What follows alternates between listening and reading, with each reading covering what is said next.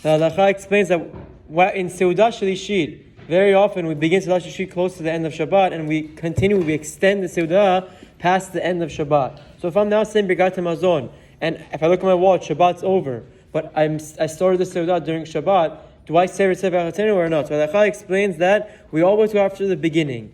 The beginning of the Seudah, because you started Hamotzi, while it was still Shabbat, during Shabbat proper, even though now you're saying Birkat Hamazon, when Shabbat is seemingly over, meaning according to the time, you would still say Retze v'achlitzenu because you began the Seudah during Shabbat. Now what happens if you prayed Arvit, or you heard Havdalah, or you said Baruch Hamad L'Kodesh L'Chol? In any scenario where you ended Shabbat, then when you come to say Birkat Hamazon, you would not add Retze v'achlitzenu. So that's the halacha in terms of at the end of Shabbat when you are finishing Shabbat.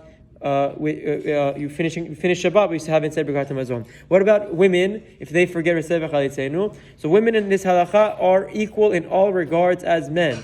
Meaning, if she forgot Retze v'achlitzenu in her first Seudah or second Seudah, her Friday night or Shabbat morning Seudah, she would be required to repeat Retze v'achlitzenu just like any man would. The only difference is it's a very unique scenario where in Seudah Shelishit, if a woman forgot of Retze v'achlitzenu, and in between Bonei Yerushalayim at the beginning of the fourth beracha, she shouldn't add any extra bracha, versus we said the men would add such a bracha. If they remember, again, it's a very, very unique scenario that you forgot, but you remembered before you finished the Birkat Hamazon.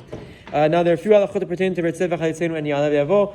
If you have Rosh Chodesh or Chag and Shabbat together, Shabbat gets precedence because of the rule of Tadir b'Shenot Tadir, Tadir Kodem, whatever is more common, and versus the less common, the more common takes precedence. Now, also it's important to mention that also in Ala Michya, Me'en Shalosh, we add a passage, we have mentioned Shabbat, so if anyone has mezonot on Shabbat, they add this in their Ala Michya. But if someone forgot this bracha and finished, you do not have to repeat your Me'en Shalosh, your Ala Michya again. That's an important note. And just last but not least, Amirat Migdol, בברכת המזון של סעודת שבת יאמרו בסוף הברכה מגדול ישעות מלכו ולא מגדיל. There's two different psukim in Tanakh that talk about this, that mention these words. So on Shabbat we say migdol, that's the minhag. Similarly on Yom Tov and Chol Moed and Rosh Chodesh we say migdol. The rule is that any time there is a musaf that day, we say migdol. Now there's a few reasons they give. Some want to argue that it's just because in the pasuk in Shmuel Bet is Migdol, and when they shortened it to tell you that there's one pasuk Shmuel Bet, it looked like Shabbat, so that's where the minhag came from. But there are a few other reasons as well. So that's the minhag that we've accepted. On Shabbat and any day that's Musaf, you say Migdol. During the week you say Magdil. Have a wonderful day and a great week.